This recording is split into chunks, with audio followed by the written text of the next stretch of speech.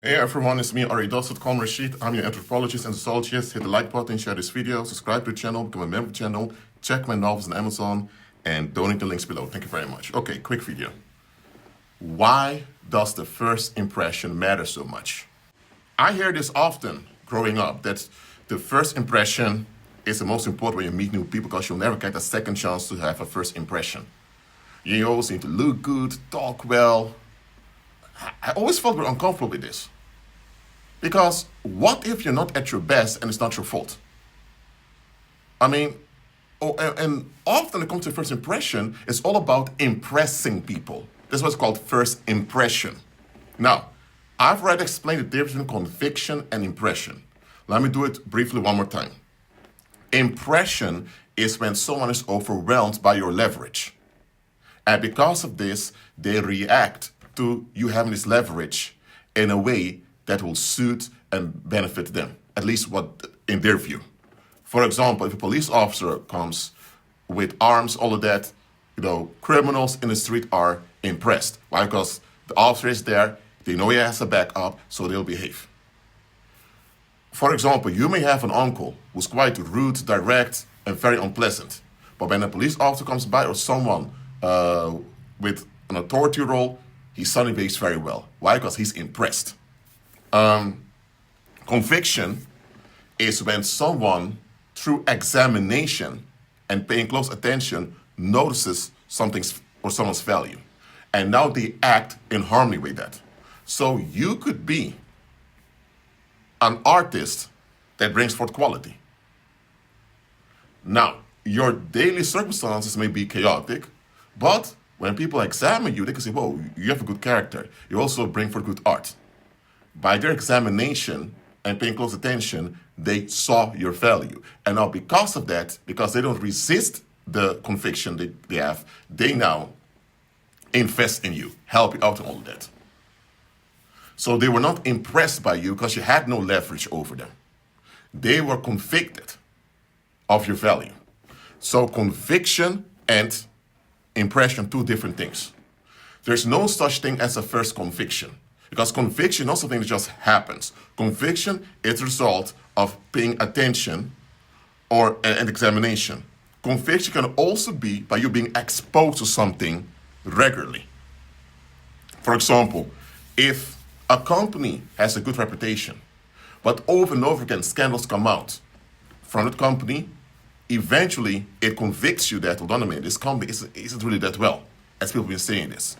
So conviction is either you've been exposed to something over time and you notice the truth about it, or you pay close attention and you're involved and now you see the value of something or someone. Impression can just happen. You overwhelm people. So think about it. If a first impression is so important, that means that a lot of people out there in the world do not want to take responsibility nor accountability. Here's why. What if you are at a church and two people walk in? One is a guy wearing a common jeans, no brand, nothing, cheap clothes.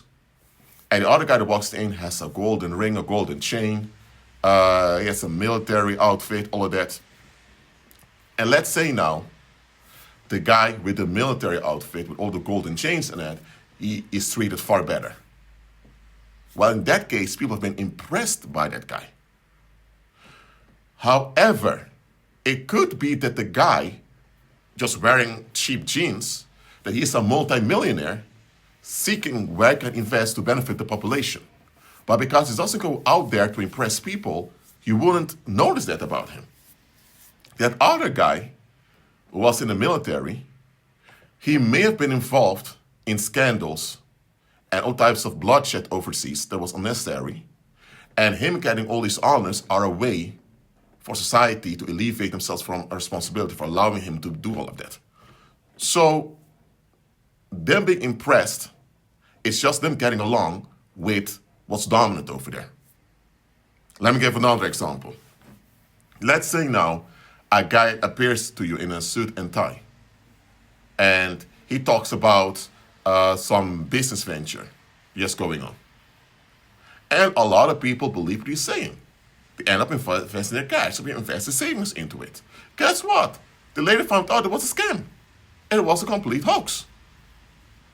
But at the same time, those same people that invested in this conman or scam artist, they had relatives who were starting up their own businesses. Why did those people not invest all this cash in their relatives who were starting their own business? Why? Because they didn't value their own relatives. Partially because they don't value themselves.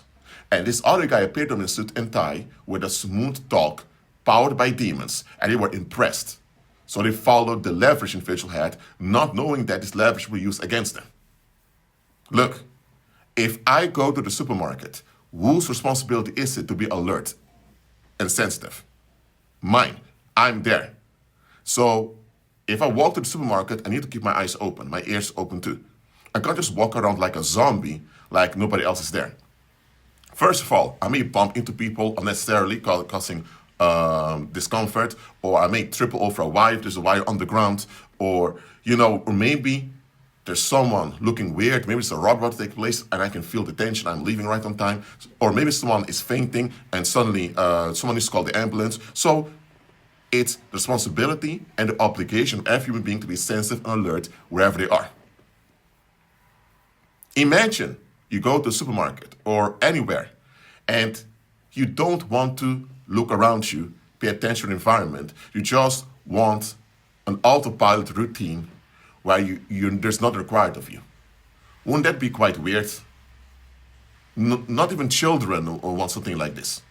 Children want to be active. Children want to be involved. Well, guess what? A lot of adults out there, they're looking for an emotional autopilot. They were raised a certain way, they developed certain opinions, and that's the core they hold on to.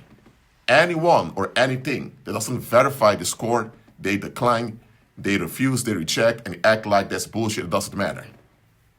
That's a black and white narcissistic attitude that a lot of adults in the world have. And it's the majority of the world's population that's heading this direction. Now, they're not all narcissists, not all reprobate, no, but they have a reprobate tendency. So that means anytime you appear in harmony with their core thinking and feeling, they welcome you or they get along with you. If you go against it, that means they either feel attacked or they feel challenged, they get uncomfortable, and now they associate this discomfort with you. Even though discomfort is not your fault, they're the ones holding on to some toxic restrictions that they don't question. And now they either avoid you or they begin to attack you. Either they attack you physically or attack you emotionally, with dislike you and hating you. So, people that operate like this, they want a fairy tale. They want an emotional autopilot that will push them through life without them having to face anything or examine anything. Now, of course, the people in the world were realistic and think, what the heck is this? However, this is a type of NPC mode people often fall into. And it's quite common in societies. Again, there's a difference between community and society, as I explained before in my previous videos. Look, most people out there are looking for verification. They're not open nor willing to face an examination. Most people out there are looking for verification of how they think and feel on the inside. They don't want to encounter an examination. Because once they encounter an examination, they have to admit things they don't want to admit, face things they don't want to face. And that means they have to give up certain things they hold dear. And it means they have to comply with people they don't want to comply with. So a lot of people on purpose avoid anyone that may be a threat to their core thinking and feeling. That's why people often look for others who are similar to them. Now, there's nothing wrong with getting along with people who are similar to you. If you're similar to people, you can form bonds, which are healthy. It's healthy to be similar to one another and form human bonds on that. However, if you look for similar people based alone that you don't want to be challenged, that's a toxic motivation to be involved with people. Nevertheless, this is a common motivation in the world, that people join others who are similar just because they don't want to be challenged internally. It happens a lot in the world. And this also explains things like fascism. Fascism is a type of government in which the sex drive of the general or the military leader, or someone with a militaristic mindset, is perceived as all is necessary to guide the public. Fascism has its roots in ancient Greece. Anyway, it sounds ridiculous, but the reason it works is because a fascist or a fascist government is all about verifying the escapism of the public. It's all it is. Now, all governments to some extent do this, but fascists are all about this. But this video is not about fascism, I just need to point this out.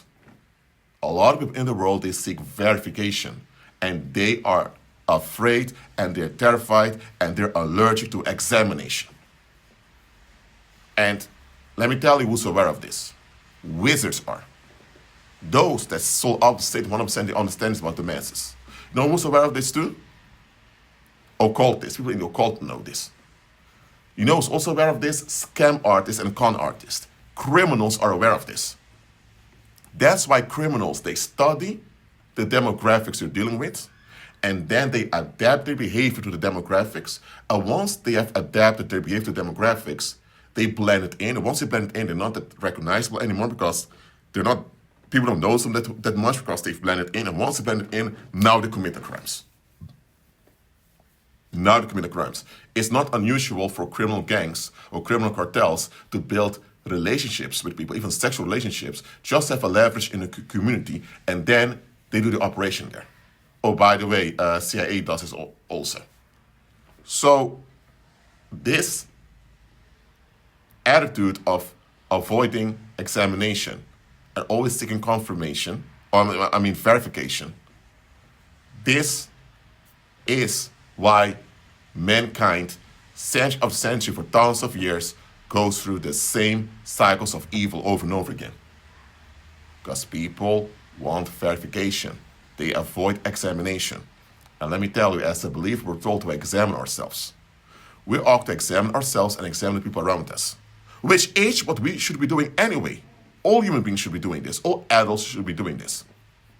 Nevertheless, it's not the norm in the world because people are into escapism. That is the sin issue that the Bible talks about. And the only way to be delivered from this is to be born again and serve the Heavenly Father. And when you serve the Heavenly Father, it's all about examination and justice. So fallen mankind is not innocent in justice because justice requires examination. People want continuous escape where they also can run away from side effects of their escapes. But if that's not possible, they just want an excuse to release their bitterness on victims. That's what fallen mankind wants. And they will never say this in the open because there's no way you can justify this. Because having good reputation matters, a lot of people look for excuses for remaining sinful or remaining wicked. People want relief at all costs. Now, some admit eventually this goes too far and their natural balance kicks in and they behave themselves. Others go all the way and become totally self-destructive. Those are the reprobates. Whether someone is a reprobate or not, as long as they're not serving the Heavenly Father, they are in the escape mode. And that means at some point they're facilitating evil. Simple as that. Just like Jesus said, a good tree cannot bring forth evil fruit. Neither can a corrupt tree bring forth good fruit. Ye shall know them by their fruit. And fruit is not just behavior, because people can fake good and pleasant behavior. It's about the impact of their lives. What impact do their lives have? Are their lives contributing to the glory of the Heavenly Father, which will benefit all of mankind? Or is their life part of the hinder that holds everyone back? What is it? Well, that's it for now. Keep on growing in Christ and be at peace.